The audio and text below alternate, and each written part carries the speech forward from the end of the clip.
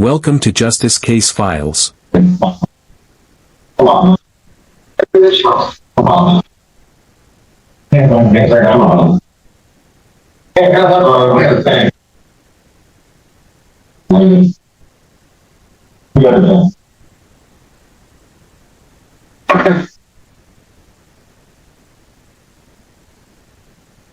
to pause it at 33 minutes and 30 seconds. Deputy, whose body camera footage is this? And it looks like there's an object in your right hand. Is that the weapon that you found? Walk away from them. Why? No. But what was any indication that he couldn't have? Cutting them loose though. No. Your argument fails on itself, Mr. Definitely, Your Honor, agreement to cook. Well, good afternoon, Your Honor. Bobby Sarbiak, Mr. Cook, Mr. Cook, saying this exchange. Mr. Ford. Yeah, I'm sorry. Mr. Ford. I said Mr. Cook. It's been a long day. Mr. Ford. State your name. I'm sorry. At first, this hearing seemed straightforward.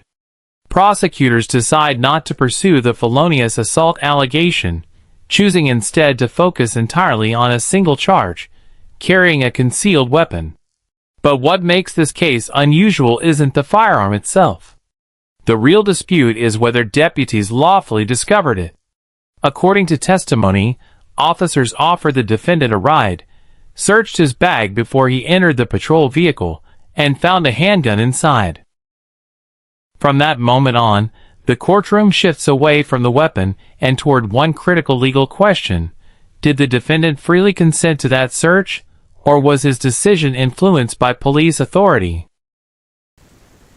No. Mr. Cook is right there. I'm not. Don't even. All right. Your Honor, time set for preliminary examination. The people are ready to proceed. I do have some preliminary matters once the court's ready. Okay. Was it? Yeah, so that's what I was going to trust. Your Honor, before we begin, the current complaints alleges 2 counts. Count 1, felonious assault. Count 2, carrying a concealed weapon. I do not intend to proceed as to count 1, so we'll be proceeding just as to count 2, and I'll only be moving for bind over on that count 2 of carrying a concealed weapon. Additionally, I'm not sure if the defense plans on calling any witnesses. People have 1 witness. I would ask for mutual sequestration just in case. I have no witnesses. Witnesses are hereby ordered to question. And then finally, there was an offer that was extended to waive up and plead to count 2 under HIDA. My understanding is the defendant does not wish to avail himself of this offer at this time and wants to hold his exam. Wishes to hold his exam. He's eligible for HIDA with judicial consent. So I'm basically what I'm saying. We're not necessarily rejecting that, but he is asking to hold his exam. It's my understanding if it's found over, he can still ask the judge for HIDA because he's HIDA eligible. But there would not be an agreement from the people to that. Correct. All right. Proceed. Being called Deputy Bryant.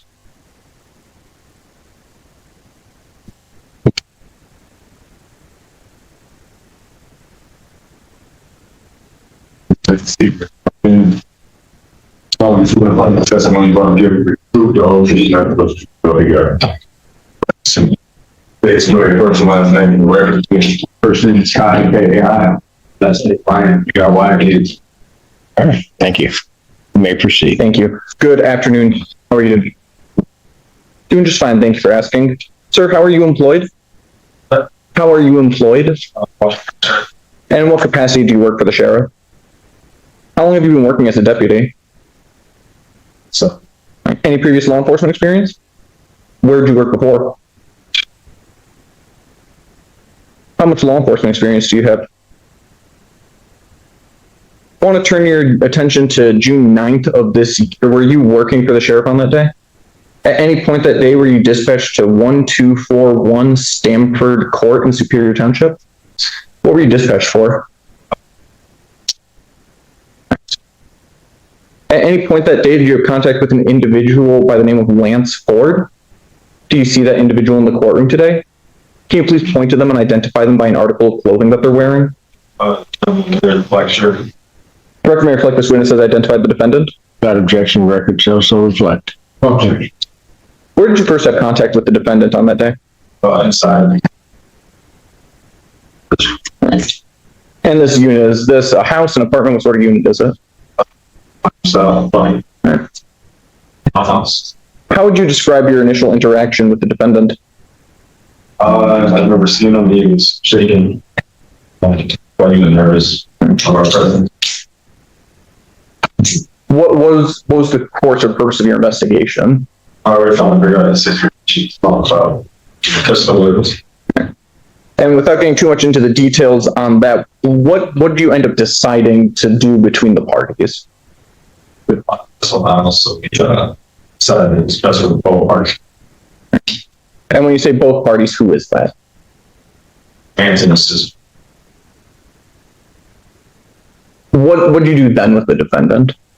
We offered him a ride, To where? but he said his aunt's house down the road. Why'd you offer him a ride? I was not that. Yes. Felt like walking. Where was that conversation about having a ride? Where did that conversation take place? All right. At that time or at any point, was the defendant ever detained? Before that, I think it was that At that point, what, sorry? wasn't asking for the ride. Before that, he wasn't. How many officers or how many deputies were present when you offered the defendant a ride? There were 4 deputies, 2 in the parking lot. 2. Was the defendant handcuffed at that point? Were you surrounding the defendant? What happened when you offered the defendant a ride? He accepted it. Did the defendant verbally accept it, or did he just sort of go with you? What specifically did he say? Do you remember?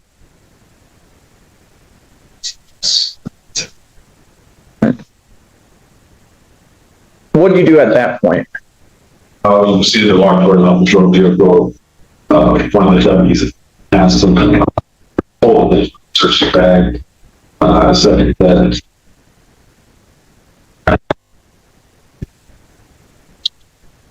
Why did you feel the need to search the defendant's bag? whenever we put a subject to the patrol vehicle search, like for courtesy advance, we'll search their any bag.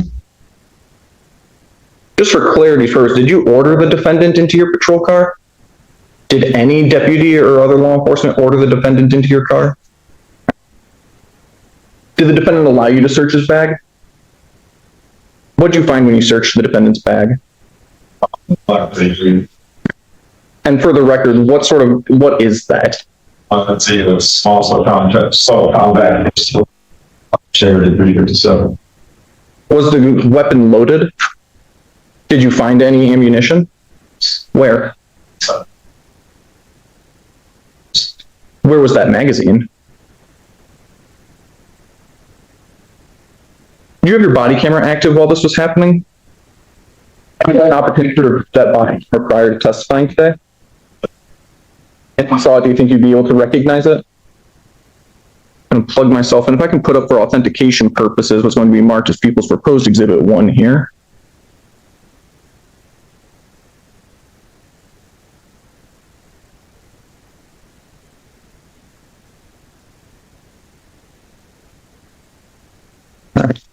And so for the record, there is a screenshot or a still from a video on the screen right now. Sir, do you recognize what this is from?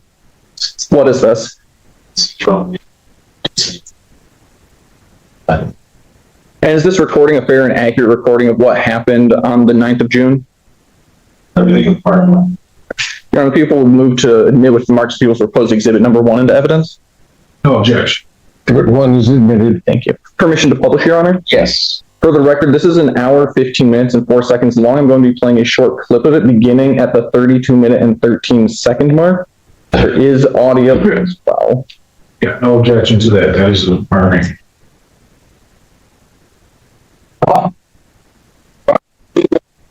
It's not that. It's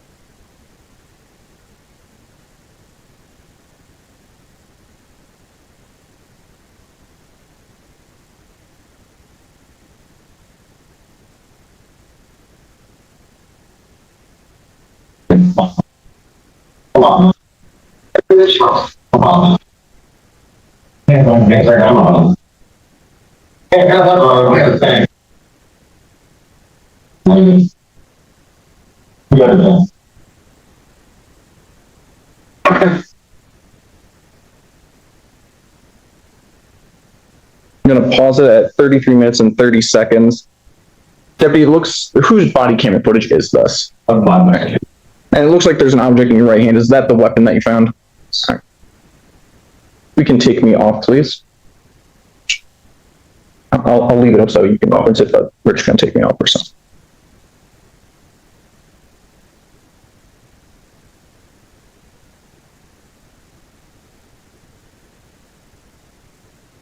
Deputy, what did you do after you discovered the handgun?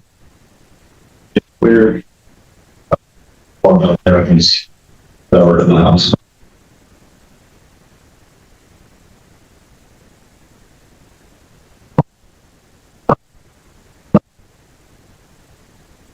If I can have just 1 second, please, Your Honor. Yes.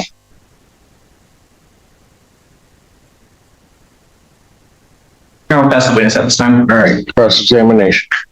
Oh, yeah, I can bring it up. Sorry, I didn't know you needed it right. Where do you want it from? The beginning or the 32? If you could, is it 32 or 34? 32:14 is where. It's 32:14. It's, I may go a little bit back, but I'll pronounce it. I pulled up for you when you need. Okay, okay, Deputy Brian, correct? All right, good afternoon. My name's Attorney Trovia Star. I'm gonna ask you some questions this afternoon, okay? So, is it customary to offer a potential suspect or individual a ride in your car or any patrol car? From time, why time to time? Depends on what. The conditions, it was hot that day. I'm talking. Okay, so if it was extremely cold, you would give somebody a ride? If I told you one time I was stranded and it was extremely cold and I called the Washington County Sheriff's Office for a ride and they said, no, we don't do that. Would that sound right? Jack speculation. That's not speculation. Are you saying that that's something that happened? Yes. Or are you saying, well, then there's going to be a lack of foundation unless, so. I'm sorry. Yeah, so yeah, I'm going to sustain the objection, but also there's a lack of foundation if it's something that actually happened. Do you deny, or in your experience as a deputy with the Washington County Sheriff's Office, have you ever seen the Sheriff's Office deny someone a ride when they call under extreme weather? Who did that? The Sheriff's Office, whoever the dispatch, yeah. No, I do. Okay. All right. Let's get back to that day. Is your testimony that my client, Mr. Ford, was asked if he wanted a ride and he said yes, correct? Now, you're not allowed to force someone to get in your car, correct? You're not allowed to, if they say no, you got to come with us, correct? Okay.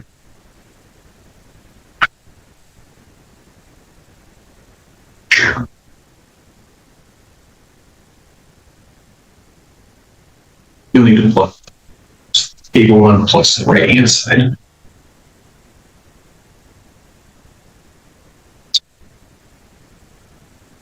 I am now going to replay People's Exhibit. No, there you go. Okay.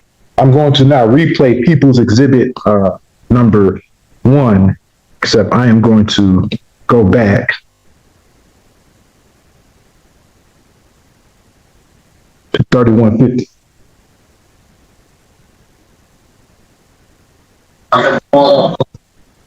They want is, and they are all the time behind.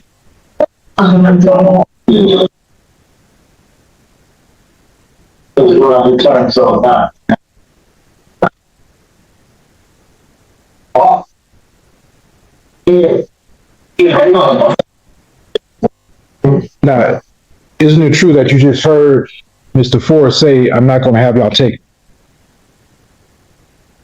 So it sounds. All right, so he didn't say yes to a ride. It's to that point. Until he was asked by Roberts. I'm going to resume playing at 32:20. It's not that hard to get to 95, Stevens. Now,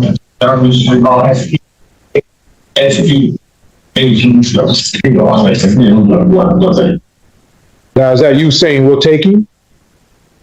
He answered saying yes to W. Roberts and take. And take them in terms of give them a ride, correct? Now, anytime someone gets in your vehicle, I believe you testified that you search their belongings, correct? Okay.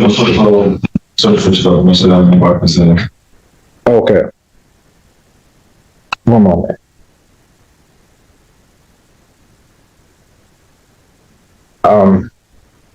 Nothing further. All right, thank you. Redirect. I have no redirect, Your Honor. Thank you. All right, thank you. Sir, you may step down. Thank you.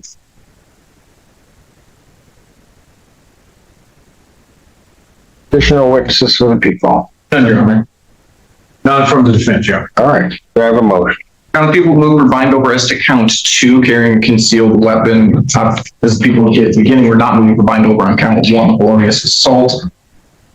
Done that today. I believe the court heard testimony and saw the video showing that defendant was also defended his bag towards the deputies after he was told that they would need to search it in order to give him that right. During a search of that bag, the deputy was uncovered, handgun concealed within that bag. Defendant certainly that bag on his person. The people have met the elements by that's this court to bind over to stand. Now, there are 2 issues, but I'm going to focus on the first issue, which there's a clear consent issue here, Your Honor.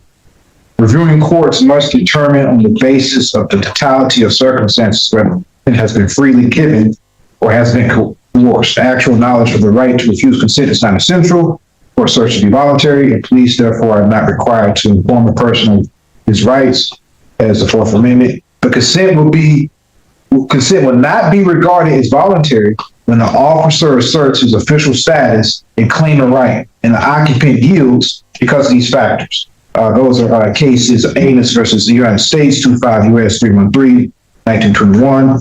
Johnson versus United States 333, United States, U.S. 10, 1948, and lastly, Bumper versus North Carolina 391, U.S. 543, 1968. Your Honor, under the totality of circumstances, it's clear that my client yielded to the officer's directions.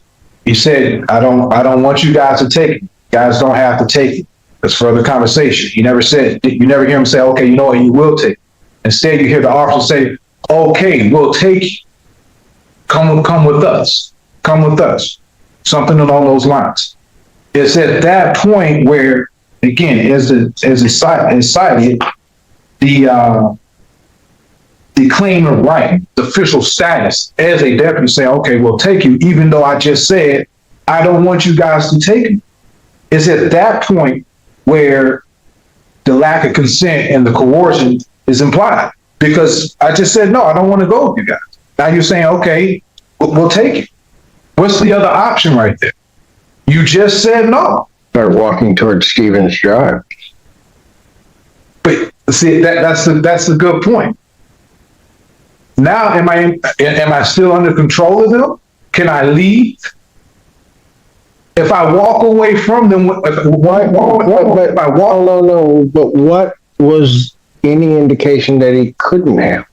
Because, okay, we'll take it. If I walk away from him, when he just said, okay, I'll take you, when I just said, no, I don't want to go, there's two opposite spectrums right there. One side saying, no, I'm not going to go. The other side saying, okay, we'll take you. If you walk away, what does that imply? That I'm not following this person's? And you're saying that the act of him going from the place that they initially were over to the vehicle was involuntary or coerced in some way?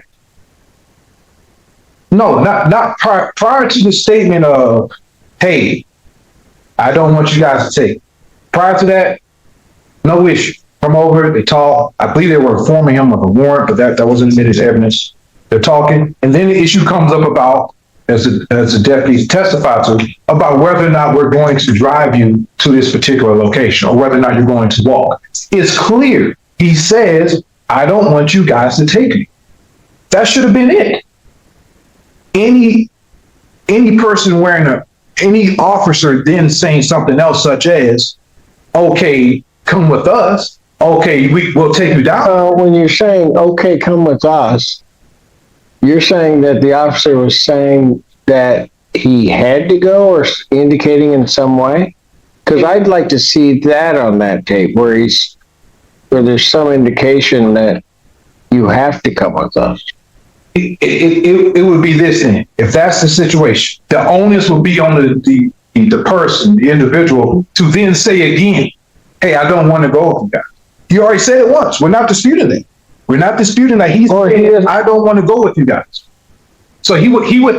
It sounds like he would have to say again. He would have to assert it over and over again. I'm not going with you guys. And he doesn't keep changing the words because he doesn't say I'm not going. He said, I don't want you guys to take me. He says, I don't. They offer him a ride. Right. And he says, I don't want you to take me. Right. And then the officer says, okay, we'll take you. So again, at that point, you're saying that the officers did something to make him believe that he had to go? Yes. What was that? By saying that we'll take you after I just said, I don't want to go. You guys don't have to take me. I mean, this is not me saying this. This is not an attorney saying, hey, after someone says, after I say to a person on the street, hey, do you want to ride? And say no. And you say, hey, are you sure? He didn't even say that. He said, okay, we'll take you. And again, we know that from his testimony. So the purpose of the officers doing that was to do what? As he stated, to try to search his. That's what I was getting at. We know that it's custom is if a person is inside the police car that they search their property for safety reasons. This was would the officers have been within their right, given the circumstances, to search his bag when he comes out with it and he's in the presence of the officers for the officer's safety? No, not at that point, because the investigation had wrapped up. And now there's a discussion about some type of warrant, and it's over with now. Yeah, but at some point, and I'd like to know, you're asking me to make a determination based on only certain pieces, right? Because when you say there's a discussion about a warrant, what's that discussion? It's from the audio. It sounded as though the discussion was, yeah, go take care of it, and that's it. That he has a warrant. And then it transformed to, okay, whether or not you want to ride. Again, I'll just say this point clearly. My client said, you guys don't have to take it. It almost sounds like he has to say that again. That, hey, no, after the officer says, we'll take you after he declined, it sounds like he has to say it again. In order for it to be... Or not go. Or that's... Now, if you say, okay, or not go, now it's like, okay, his words are ambiguous. When he says, you guys don't have to take it. If a police officer asks... I'm not arguing that they forced him into that vehicle. that's where, as a cited in the case, we're talking about a an appearance of an official status, right? This is a police. What did the officers do from the time that he's at the side of the one vehicle and heading over to the other vehicle that made him go to that other vehicle? Did not adhere to my client's statement of No. But they didn't move his legs, right? you don't have to force somebody to do anything with coercion. You can verbally say, no, that's okay, we're not going to do that. Again, that's what we're talking about. Sorry. From the point that he's at the side of the vehicle talking to, I think that was Roberts, right? To the point that he goes to the other vehicle. What did the officers do that made him go to the other vehicle? Statement of, yes, we will take you. That's what the officers did. Yes, the statement of, yes, we will take you. When he just said, I don't want you guys to go. I hear what you're saying in terms of what was said. But all of that is said at the one vehicle. What coerces, because you're saying that the officer somehow coerced him to go from that one vehicle to the other vehicle? What did the officers do? They didn't surround him and kind of force him that way. As I see the tape, there are officers in the area, but they're not surrounding him. So what you're saying, it was the officer's statement of "we'll take you" that made your client go from that one vehicle to the other. After he said, I don't want you guys to take it. That's where we start talking about official status.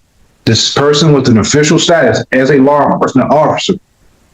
After I told him, after I denied his offer, is now saying, okay, we'll still take you. Again, it sounds as though like we're saying that's not enough for the person in that situation to decline the offer. It sounds like we're saying there has to be more. There has to be more, such as, oh, you walk away and then they grab you and say, no, you got to come with us. Or, no, you have to come with us. It sounds like there has to be more than just simply declining the offer. Under normal circumstances, when the police are talking to anyone, when they're interrogating anyone, the moment someone declines, that's supposed to be it. It's supposed to stop right there. There's not supposed to be anything after that. So the officers shouldn't engage citizens after that? I guess I'm still not understanding the point. What? If you decline, yes, that's where we're talking about the official status comes into play. Because if you're declining an officer's request and then they still say, hey, come with us, we'll take. But hold on, they're not saying come with us, we'll take you. Yes. To which he can say what? So you say what? Say it again. You have to say it again. No, I don't want to go. No, I got it. That's all right. And just start walking on. Again, I'm not disputing that, but that's my point. It sounds like there's more. He has to do it again, which under normal circumstances, that's not the case. That's what You've never been in a situation where somebody offers you something, you say no, and then they say something to you, and then you change your mind. That was my example in terms of me as an attorney offering someone as a ride. And I say, are you sure? Are you sure? Here, the problem is we're talking about a law enforcement official, and that's what we're talking about as the case. So all of this, by your argument, was sort of a pretext for those officers to search the bag. Yes. He said anytime someone. But hold it.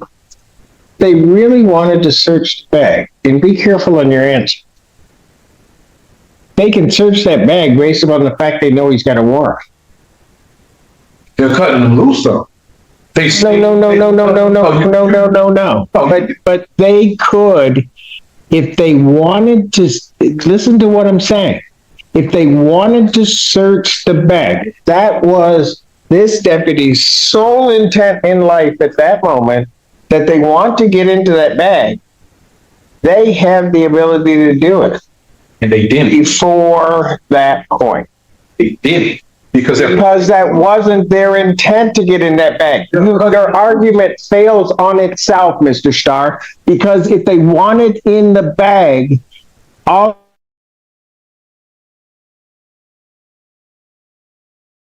then there's no question whatsoever of anything. What you're then saying is all of a sudden they're at that point and now they're going to create some ruse to try to give him a ride for the sole purpose of searching the bag when they could have done it 5 minutes ago or whenever. One point about the warrant. It all depends on when they discover whether or not they're going to arrest him for the warrant. If they're going to arrest him for the warrant, yeah, absolutely, they can search that bag all day long. But if it's a cut and release, like it appeared to be, they're not going to search the bag. The deputy testified that at some point your client's detained by them. If they wanted in the bag, they could get in the bag at the point of detention. That's where your argument makes no sense to me. That then after that point, they have to create some ruse to get into the bag. I don't think your interpretation, maybe others that disagree, your interpretation of that conversation that took place between that individual and the officer led to some type of coercion or lack of consent. Those officers did not move your client's feet from that one vehicle to the next vehicle. I didn't see the officer saying or grabbing that bag out of your client's hand. I didn't see them put him in cuffs till after they discovered the weapon. None of that. Is there anything else? It's like I said, it has to be more. I understand the court. Like your argument should be more. Anything else regarding your argument? Anything else regarding your argument? I respect my argument. That's all I'll say. Anything from the people? No, Your Honor. Court has listened to the testimony in case the defendant is charged with the carrying a concealed weapon. It wasn't even necessarily of an issue of consent, but to the extent one has to do, there was nothing that the court sees in the video or anything along those lines where these officers were taking away this individual's ability to consent, or that in some way and or another coerced him either to go to the vehicle to accept their ride or to coerce him into the search of the bag. I would further state that, and just to repeat this as part of my decision,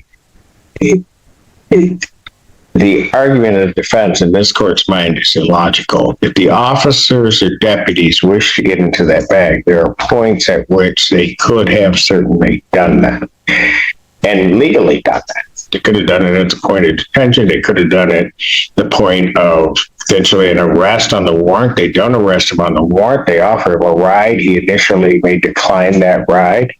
They indicate that they'll take him over to Stevens Drive. He goes with them over to the vehicle and does that. I don't think you can sit there in this court's mind and sort of blame the officers that what they're doing is that they're somehow flashing their authority to force him to do anything from that point. Defense admits that he is released at that point. He didn't have to do anything. He could start walking towards Stevens. So, given I think that argument fails, it is clear from the testimony in this case that the defendant was carrying a weapon concealed within the bag or the knapsack, whatever one wants to call it. The people have sustained their burden. The defendant will be bound over to stand trial and carrying a concealed weapon. Count 1 is dismissed.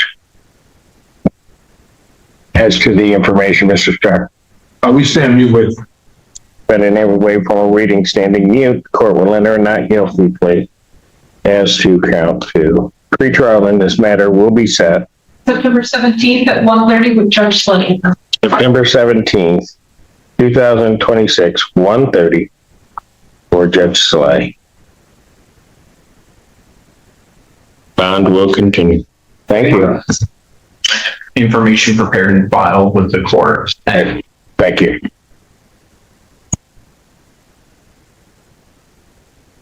Have a good day, Your Honor. Take care. The body camera footage became the key evidence as the defense argued the defendant was pressured into going with deputies. But Judge Simpson carefully reviewed the video and found no clear evidence of force or coercion. With the assault charge dismissed, the concealed weapon charge was ultimately bound over for trial. Thanks for watching.